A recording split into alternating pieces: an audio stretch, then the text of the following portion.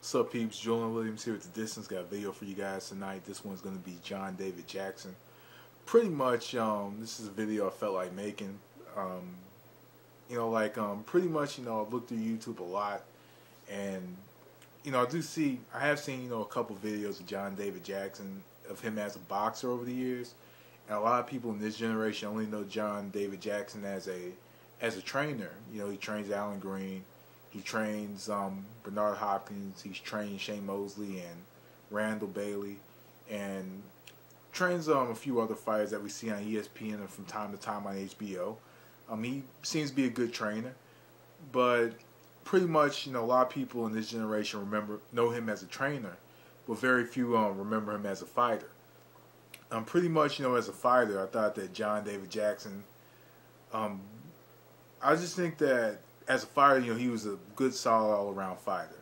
He just never got himself into the big, into big fights. At 154, he was the first ever WBO light middleweight champion. And the WBO, they came about in like the late '80s. But just overall, like John David Jackson, he's a southpaw. He fought well in the pocket, quick hands, decent power. But also knew how to be a ring general. He moved, he moved very well on his feet.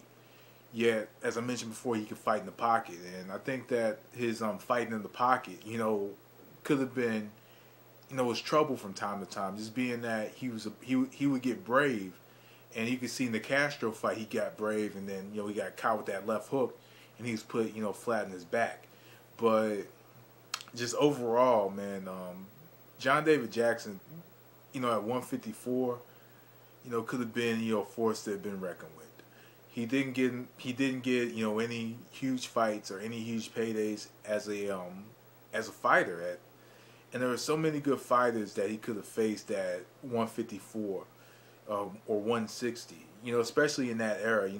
The best, probably one of the best fights he's had. Or he had in that division was against Chris Pyatt, who was like I want to say he was like a WBO middleweight champion for a bit. But he had Chris Pyatt, and then prior to Bernard Hopkins, there was Pyatt. There's George Castro, who many probably do not remember. I think he holds a victory over Tyrone Trice, but just other than that, he missed out on a lot of big paydays. A lot of fighters didn't face him. Gerald McClellan, Nigel Benn. You could even take it to John Mugabe or Terry Norris. These guys didn't face him. And I think that with John David Jackson, he just didn't have, that huge career-defining fight that a lot of the fighters had. He didn't, get a chance against James Toney. He didn't fight Roy Jones. He didn't fight, a lot of people. And he was just a solid all-around fighter. Like I said, quick feet, decent hand speed, knew how to be a ring general. Did a lot of, just knew how to dictate the pace of a fight. But just didn't get a big fight throughout his career.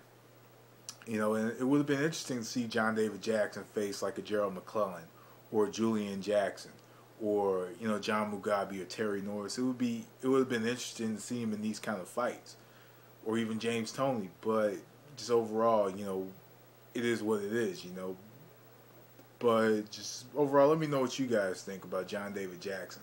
Because I know that a lot of people in this generation will see him as just a trainer for, some of these fighters. But just overall, I think that he should be remembered as a fighter as much as a trainer. I just think, I thought he was a good, solid, all-around fighter. So let me know what you think. That was The Distance. Thanks for watching. Peace.